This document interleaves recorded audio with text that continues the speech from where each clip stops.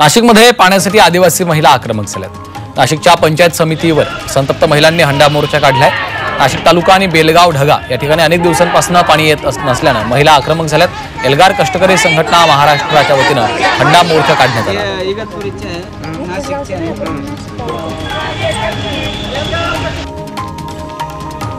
अवकाळी पावसामुळे नाशिक जिल्ह्यात शेतीचं मोठं नुकसान झालं। नाशिक जिल्ह्यातील 30 गावांमध्ये 1990 शेतकऱ्यांचं मोठं नुकसान झालंय।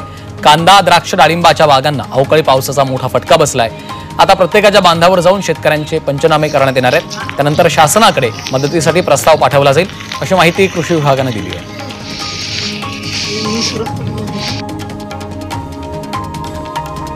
बनावट दस्तऐवज दाखवून कोट्यवधींचा अपहार करणाऱ्या आरोपीला नाशिक पोलिसांनी राजस्थानमधून अटक केली। आडगाव निफाड संभाजीनगर रस्त्यासाठी केलेल्या बांधकामाच्या नुकसान भरपाई पोटी मिळालेले पैसे या आरोपीनं परस्पर लांबवले होते। पोलिसांनी सापळा रचून आरोपीला अटक केली आहे।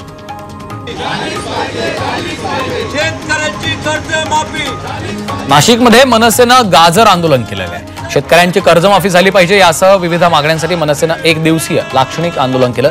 तर संतोष देशमुख हत्या प्रकरणातल्या आरोपींना शिक्षा झाली पाहिजे ही मागणी देखील केली आहे।